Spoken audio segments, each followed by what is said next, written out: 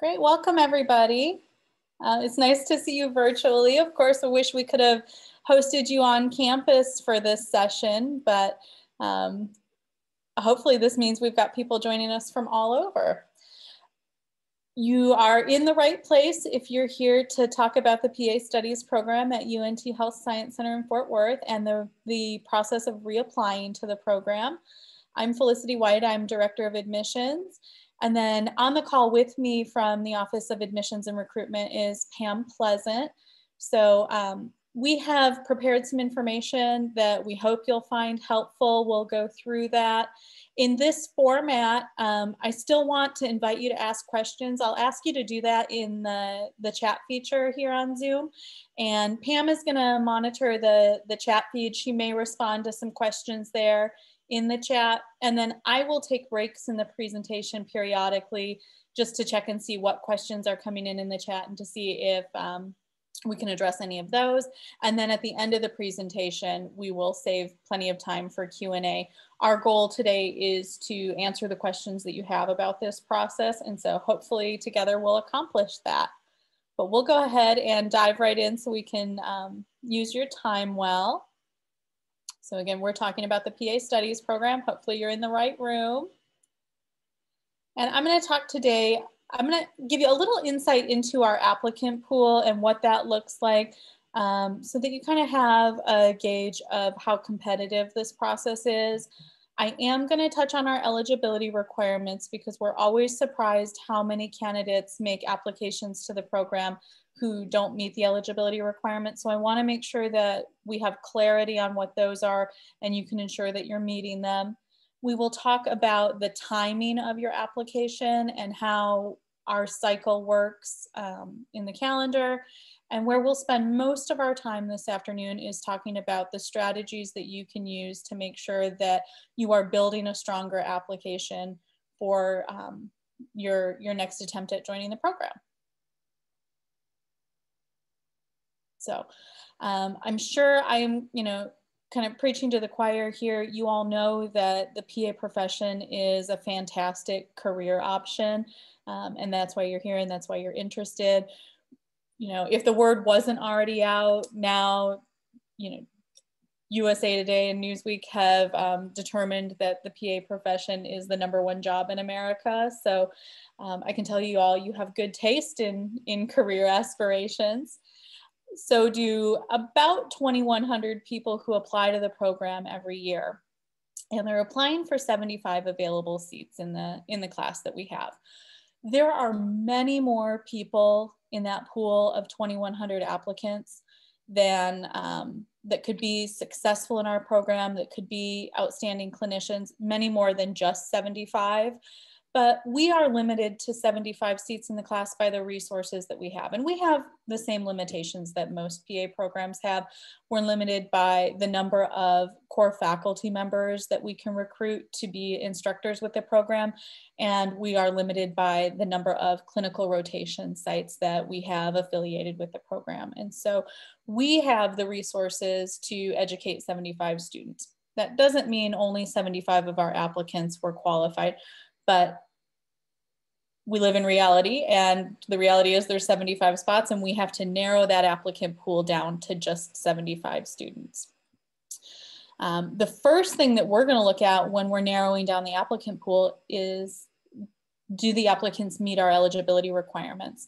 And this year, there were over 100 people who applied to the program who didn't meet the eligibility requirements. Usually that number is higher, so that has gone down a little bit, but we want to make sure that when you make a second application to the program that you're not in that group of 105. So I'm going to go over our eligibility requirements.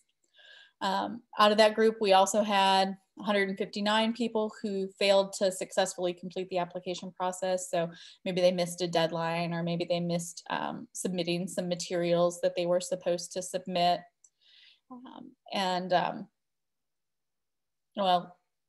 So they failed to complete the application process. So that's people who didn't submit all of the needed materials. 144 people after that started their application but didn't complete it by the deadline. So again, you want to make sure that you're not in this group of 400 of the applicants who didn't even get get their applications reviewed because they didn't meet some kind of requirement. So we'll go over the requirements. Where you want to find yourself is in this 12% of applicants who we interview. And so that's already very drastically reduced from the number of applicants that we have apply to the program. And we're going to spend a lot of our time this afternoon talking about what the faculty look for in applications that get selected for interview. But even past the interview, because of the number of seats that we have, it's only about a 50-50 shot that if you interview with the program, you'll ultimately get invited to join the program. So about 5 to 7% of the applicant pool will get invitations to join the program. One of the things I think it's important for this group to hear is that somewhere between 20 and 30% every year of the students that we seat in our program are students who did have to apply more than one time before they were successful at gaining admission into the program. And often that's because those applicants who are successful on a subsequent application really invest time in making sure that they're building a stronger application. And that's what we're going to talk about. But showing the faculty that you have the drive and the passion and the maturity to be able to critically evaluate your application, determine where you need to improve, and then follow through on making those improvements is something that they'll receive very favorably. And I think that's why the percentage of reapplicants who join the program is so strong every year. So I won't harp on it for too long, but I'm going to go over the eligibility requirements just so you can make sure that you for sure have those checked off, that you're not in the group of candidates who don't get reviewed because they didn't meet the requirements. So we do require a bachelor's degree from a regionally accredited college or university within the United States that has to be earned prior to matriculating into the PA program. So for us, that does mean that foreign degrees are not considered equivalent. It has to be a US bachelor's degree. You have to have a minimum overall GPA of a 3.0 as calculated by CASPA. So as reapplicants, you have access to see where your CASPA GPA is, but it does have to be at a 3.0. Unfortunately, if it's a 2.99, it gets screened out. So make sure you're meeting that requirement. And then where there's usually more confusion with eligibility requirements than some of those pretty straightforward ones is successful completion of all prerequisite requirements. And so this is the one where sometimes people will assume they have fulfilled the prerequisite requirements, but maybe haven't. We try to be really pretty straightforward in the list of prerequisites that we require. And you can find that list of classes on our admissions website. Also on that website, though, is a link to a form where you can request a review of your prerequisite requirements. So if there's a class you've taken and you're not 100% sure if it fulfills the requirement, you can submit details of that class to us and we'll review it and let you know. Again, you know, some of them are pretty straightforward. Like organic chemistry is called organic chemistry. And so you will know if that meets the requirement or not. But sometimes undergraduate institutions get creative in the way that they name classes. And so it's in your best interest to check. If you have a question at all about whether or not you've fulfilled those requirements, use that form on our website and get an official answer from us. But you've got to make sure that you're hitting all three of those targets in order to ensure that your application is reviewed. These are firm requirements, so absolutely no exceptions to the eligibility requirements there. In fact, this year we had an applicant who we invited to join the program who on their application had indicated they were going to fulfill the prerequisite requirements with a particular class and unfortunately dropped that class, didn't notify us, and then no longer met the requirements. So just be very careful with those. And you're probably aware that the application process is on a rolling basis with us. And so it's in your best interest to apply as early as possible in the application cycle. So as you're thinking about your timeline now, and you know, as we talk about these strategies for improving, as you're thinking about how you're going to fit those actions and activities into your schedule, be thinking about doing that in a way that allows you to apply as early as possible for the program. So, the application will open in late April.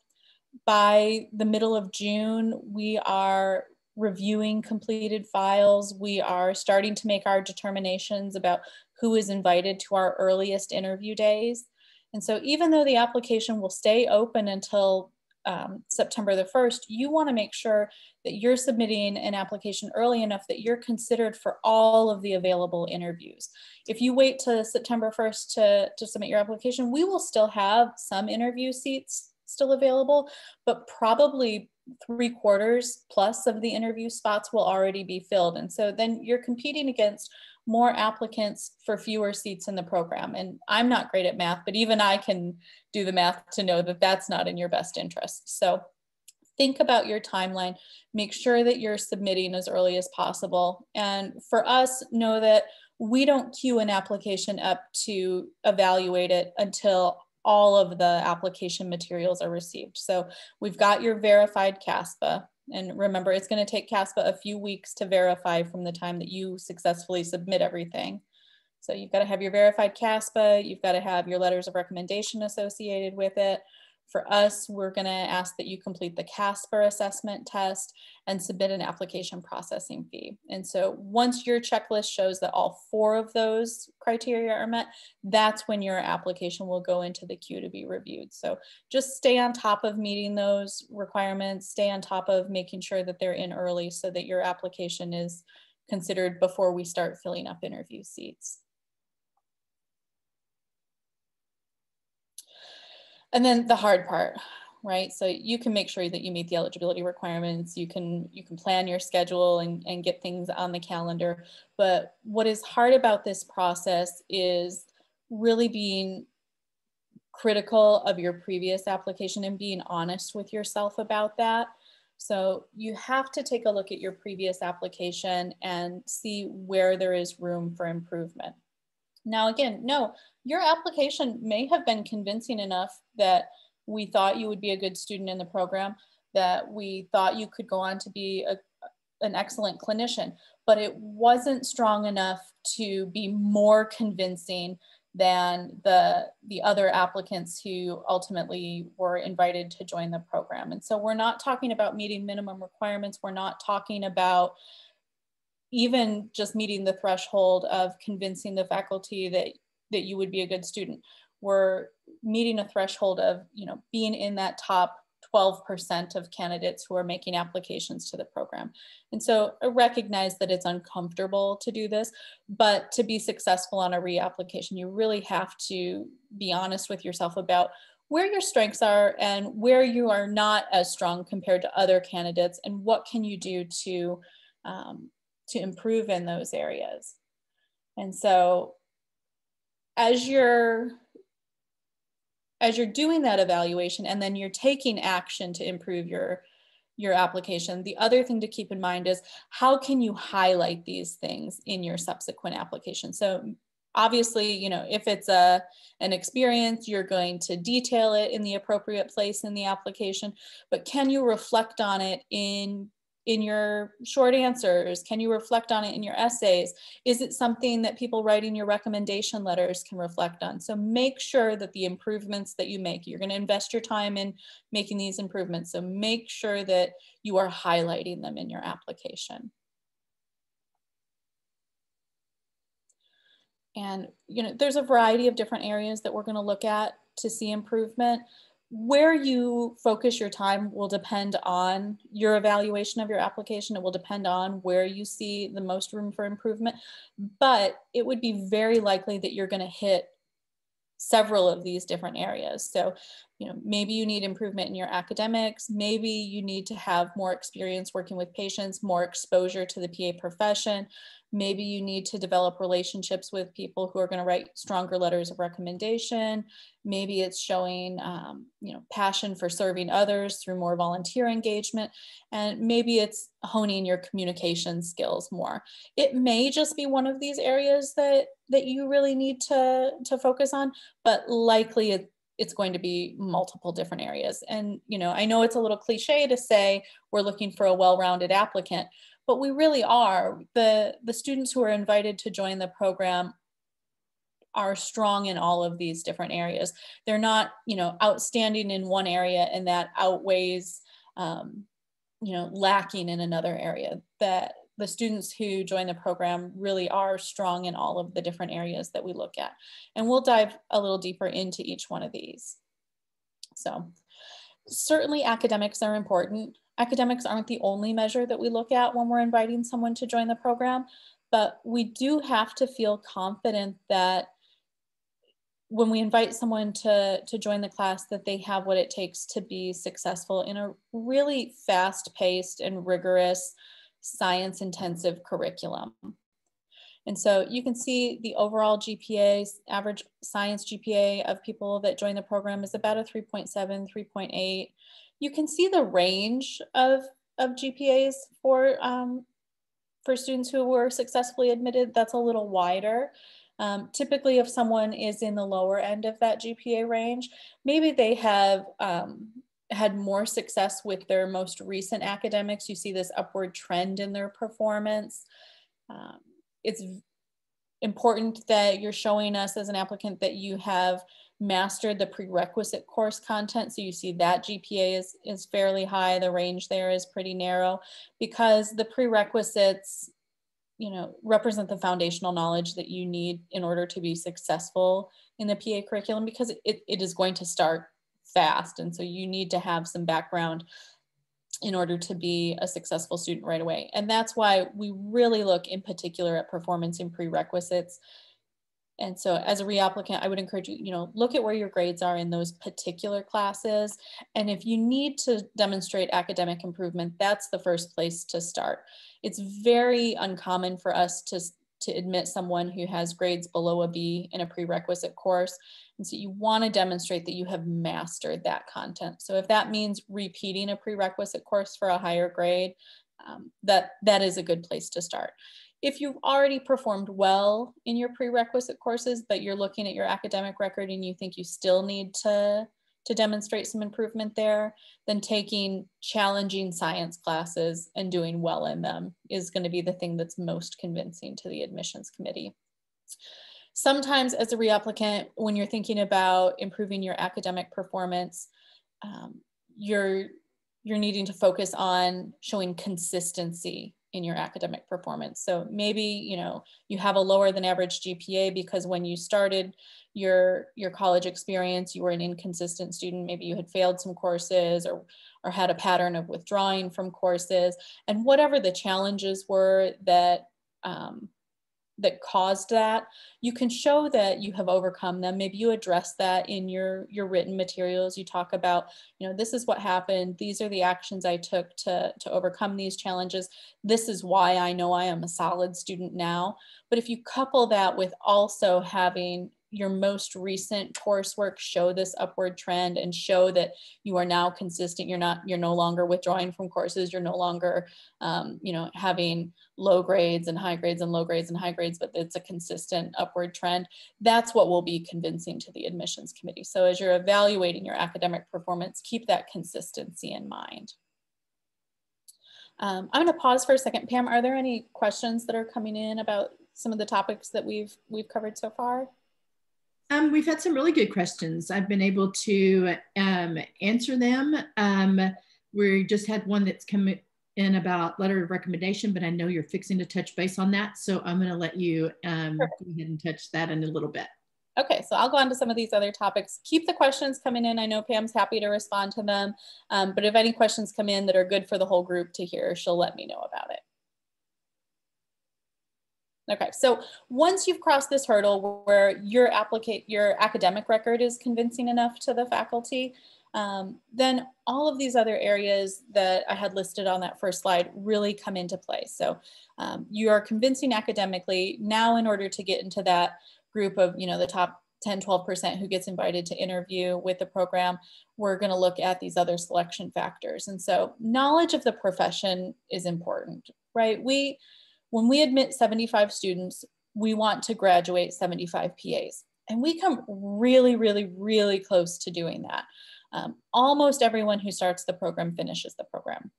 And when someone doesn't finish the program, it's not typically because they couldn't handle it academically. It's because something else in their life intervened. You know, maybe they got sick or someone got sick.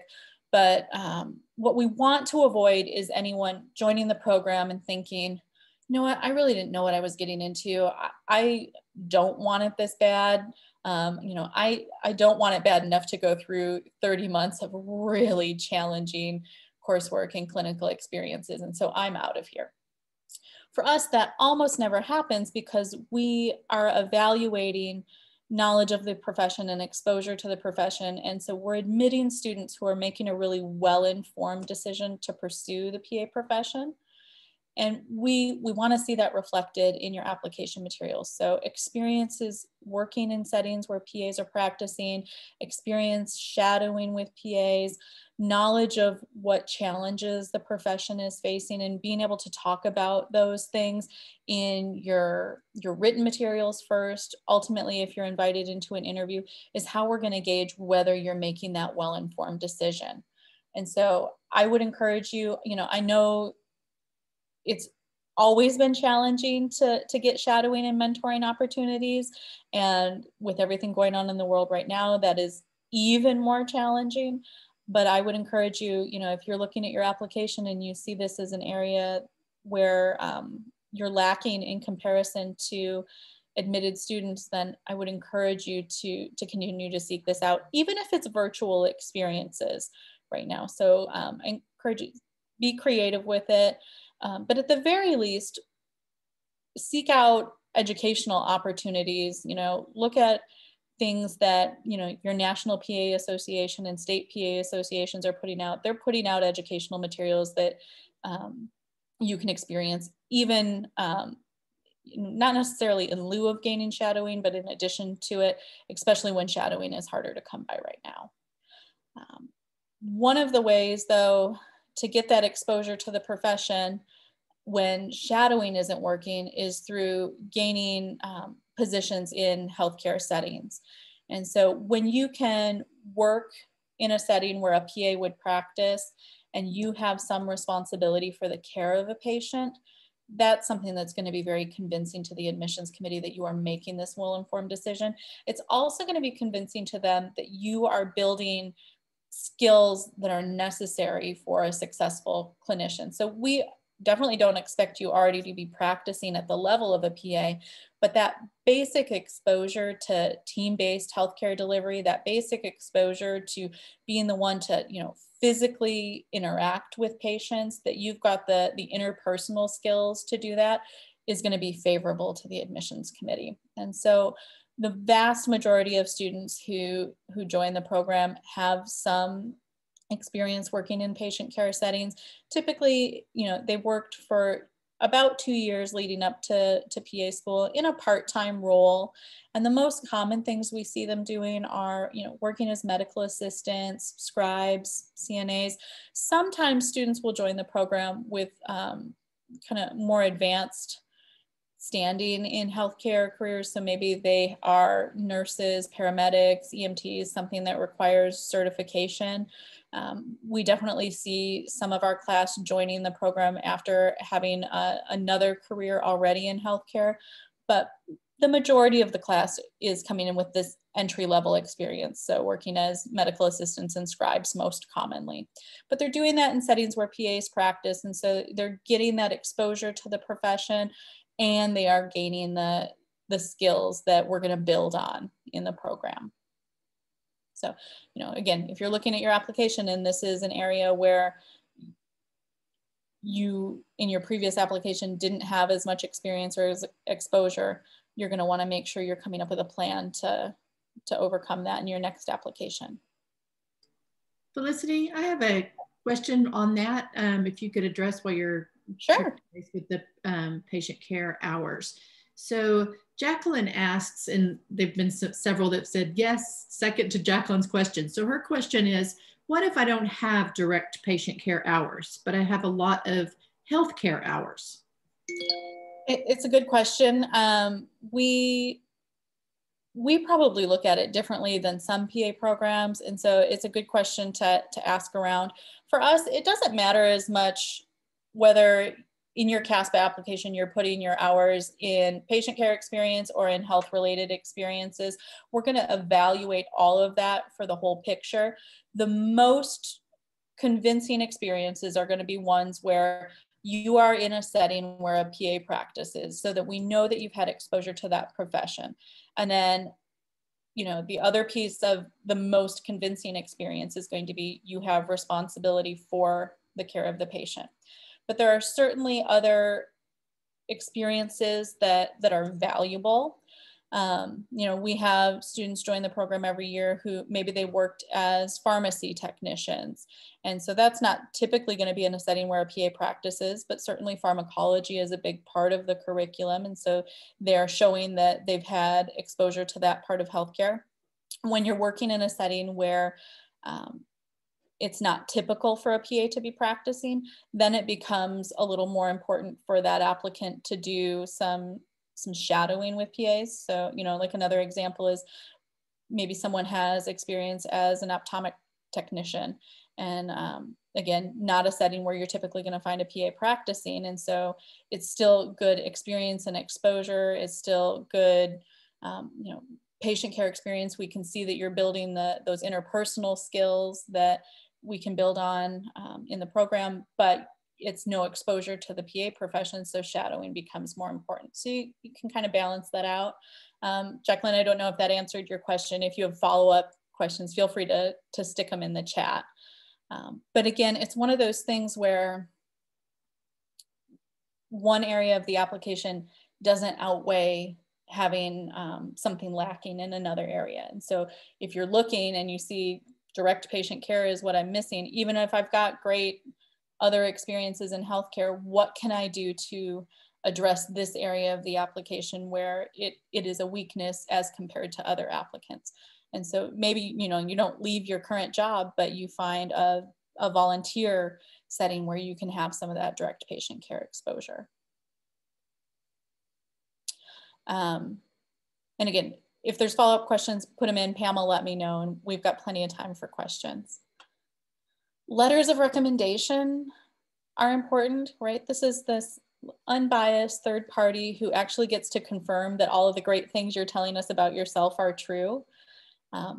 I have read every letter of recommendation to both our PA and our PT program for the last 10 years. And so that's, I can't do that math in my head. Someday I should get a calculator out, but it's a couple thousand applications a year times, you know, what are you allowed to have? 4 or 5 letters of recommendation associated with the CASPA. So, and then times 10 years, it is a lot of letters. I can count on my fingers and toes the number of letters of recommendation I have read that addressed anything negative, right? Almost everybody knows enough to pick people who like them to write letters of recommendation. And so that means almost everybody has exactly the same letters of recommendation.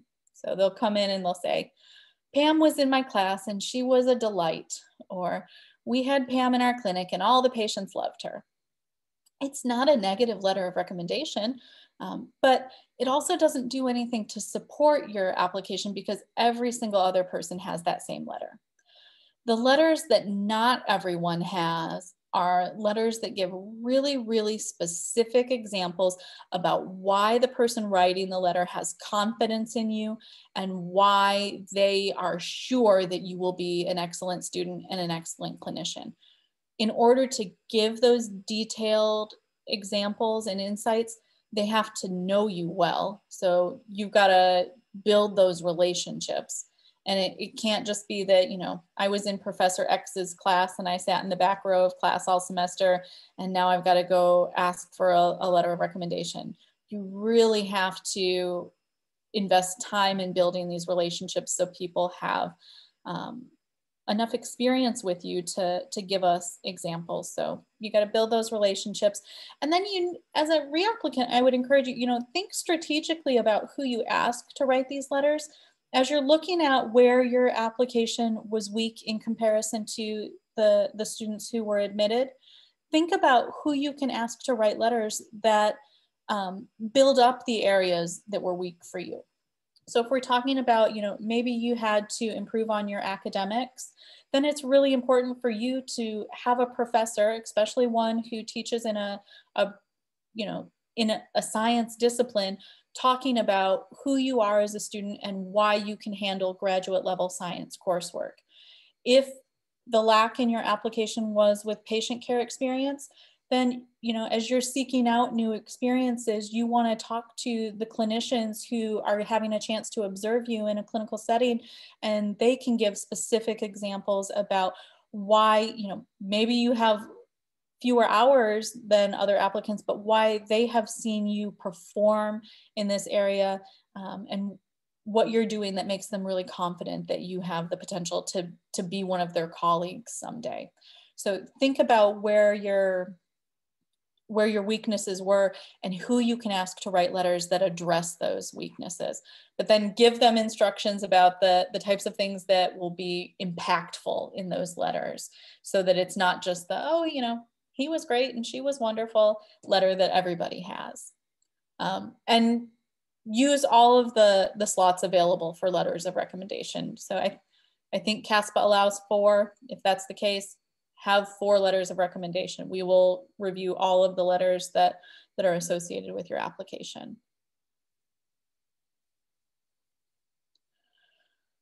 The Health Science Center in Fort Worth is an institution that's built on shared values. And so values that are shared between our staff, our faculty, our students, and we take them seriously. They are what guides our mission, what guides how we deliver education, how do we deliver clinical services.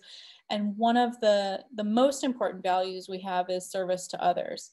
And so when we see a student joining the program who clearly has a heart for service, who has demonstrated that through their actions, that's something that is really going to stand out to the faculty. This is another thing, kind of like letters of recommendation though, right?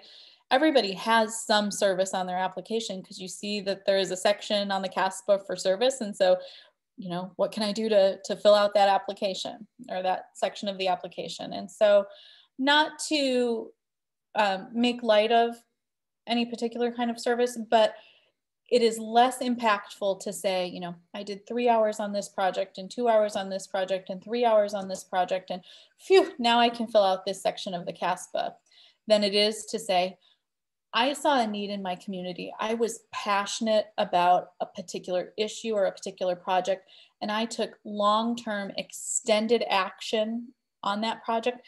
And now I can tell the story of how I changed someone's life, or how I changed something in my community because of my commitment. Those are different stories. And the students who are admitted into the program often tell a story that matches the latter, that passion, long-term, sustained interaction, and making an impact. And so I encourage you, you know, if you're thinking about community service, if you're thinking about serving others, think about it in terms of how can I make an impact, and how can I show that when I start something, I am committed to it. You know, you always want to get that story turning with the faculty, right? I do hard things, I stick with them, there's a positive outcome, right? That's what we want from PA school. We want students who stick with it, who do hard things, who graduate, and go on to be role models in their community. So you want them associating that story with you. You want those wheels turning, so that's what they're associating with you in your application.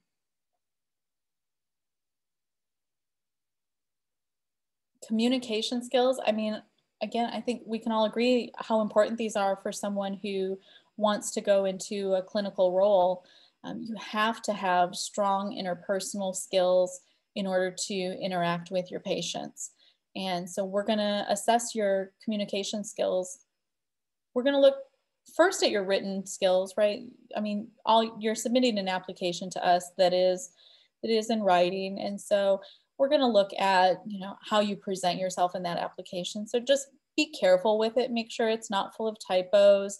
Make sure that your language, while it doesn't have to be academic, it shouldn't be too casual. So make sure that you're presenting yourself professionally, especially in the short answer questions and the essays that you'll write in the CASPA.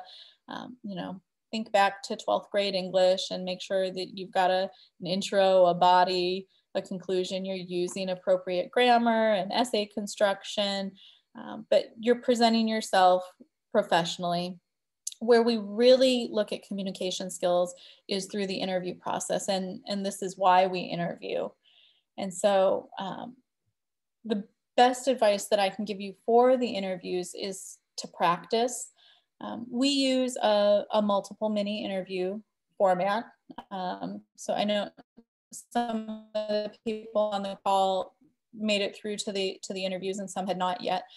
So for those of you who hadn't experienced it, we use an MMI, which is scenario-based interviewing. So we'll have a variety of stations, probably somewhere in the neighborhood of 8, and each of them will be 8 to 10 minutes long. You'll get a prompt and you will respond to the prompt. Each of the scenarios is designed to look at a different attribute that the faculty has determined is necessary to be successful in the curriculum or successful in the profession.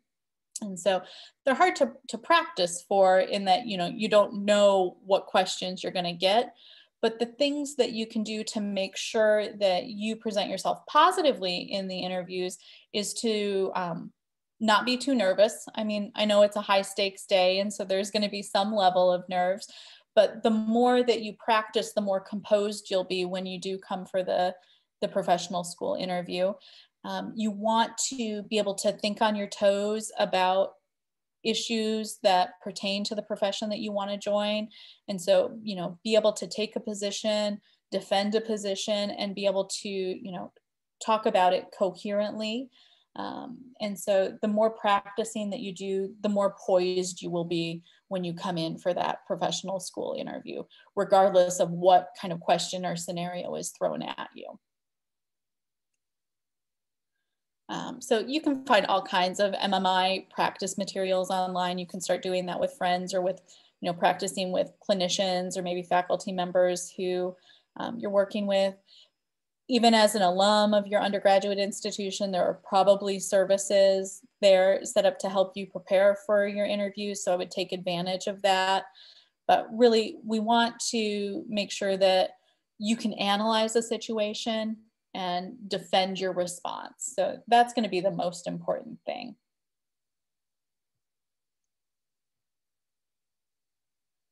So some strategies in all these different areas. Certainly that's not an exhaustive list. There are other things that you might do in these different areas to show improvement. We are always happy to answer questions. We have some time now to do that if you're comfortable posing some questions now. The best way to reach us is always our paadmissions@unthsc.edu email address, especially with us working primarily remotely right now. Email is the best way to get in touch with us. So again, you know, continue to ask questions in the chat, and I'll pause in a minute to start taking those. But if you have questions that come up after today, or you know, if you're considering different scenarios about activities that you might do in order to impact your application, and you want to get our advice on different options, please feel free to reach out to us. We're happy to give you that feedback. But I'll pause now, and Pam, you can tell me if we've got questions that have come in. It looks like we are good at the moment. I'm trying to see if there's something that you maybe could elaborate on. Thank you so much for answering them all in the chat. Will we be a little more laxed with volunteer hours this cycle due to the pandemic? So we understand what's going on in the world, and we know that that's impacting your application, and it's going to impact everybody's. I would still encourage you, you know, find creative ways that you can volunteer. Maybe there are some virtual opportunities for doing things, but there also will be, for the next several application cycles, a section in the CASPA that deals with COVID. And I don't remember the exact language, but it's basically, how has the pandemic impacted your preparation for PA school? And so I would encourage all of you to fill that section out and talk about how what's going on in the world changed your plans, but be proactive in thinking creatively about ways that you can still enhance your application, even given what's going on. but also know that everybody's in the same boat. We all will have the same limitations about gaining volunteerism or shadowing hours. We had the last one question is about the hard cutoff on grades on the prerequisite courses. Is that overlooked with significant upwards trend, or the requirement, or a requirement like the 3.0 GPA? So I think they're talking about the A's and B's. Yeah, so the eligibility requirement is that you have a grade of C or higher in prerequisite courses. But when we're talking about being competitive, it's pretty rare for us to admit someone who has a C in a prerequisite class, just because there are going to be many, many applicants who apply who have stronger performance in those courses. So I really would encourage you, if you're looking at a prerequisite class and you've got a C in it, think about repeating that class for a higher grade. If I work as a medical assistant, but I'm not certified, is that going to be a problem? No, we're less concerned with the certification than we are with the experience. So make sure you write a good detailed synopsis of what your duties and responsibilities were. But regardless of certification, we're more concerned with the interaction with patients and the exposure to the healthcare setting, in particular exposure to the PA profession.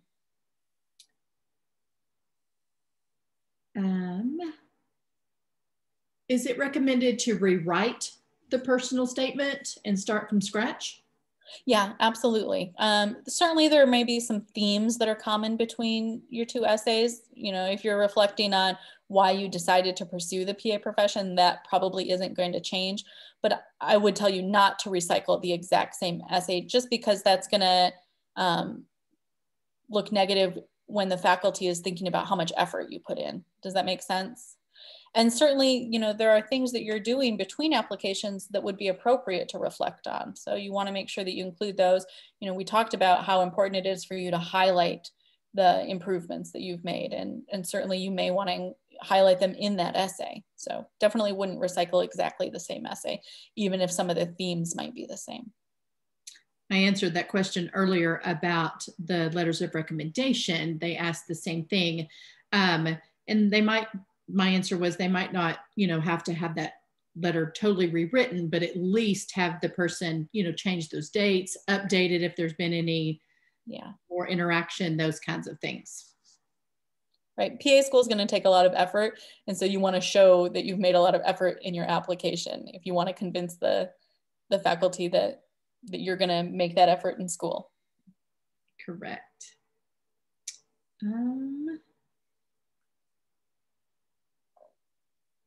It looks like we are pretty good.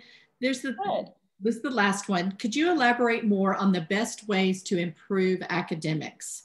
For example, if you attended a competitive undergraduate university, how can I show that I academically am ready for PA school? So yeah, I mean, so first thing is look at the prerequisites, make sure you've got the strongest grades you can possibly have in the prerequisites. And then if you need to, it's going to depend on what you're trying to overcome in your academic record. So if you were an inconsistent student, so maybe you failed some courses or you withdrew from courses, what the faculty is going to want to see is that you overcame those challenges. So explain what you did, but that you show them that you are now a consistent student by having, you know, semesters of coursework that where those issues were not present. If, you know, maybe your science GPA is lower than is typical, then what you would want to focus on is taking challenging science classes and doing well in them. And that could be prerequisite courses, or it could be additional upper level courses. Sometimes we get questions about whether or not students need to take graduate level courses, or whether it would make sense to do some kind of master's degree to get into PA school. And I will say, well, that happens occasionally. It is not typical. So our expectation is not that you have completed a graduate program. If there is a graduate degree or certificate that you would be interested in doing, regardless of whether or not you're pursuing PA school, then yes, go ahead and do that. And if it's in a science discipline, all the better. but we don't have the expectation that you would complete graduate level coursework. So when I'm talking about challenging upper level science courses, I'm talking about undergraduate courses. Hopefully that helps. And again, I appreciate y'all giving us your time this afternoon. We look forward to seeing your application again. I hope that you got the message that, you know, we are appreciative of reapplicants. We value them, and that, you know, 20 to 30% of students who join the program every year who did apply more than once are students that we value. So we appreciate seeing your applications. But again, if you have questions as you're navigating how to make these improvements, or if you're deciding between experiences, we're happy to weigh in. So please feel free to reach out to us through email. And hope everyone is staying safe, and we look forward to seeing your applications start to come through again in April.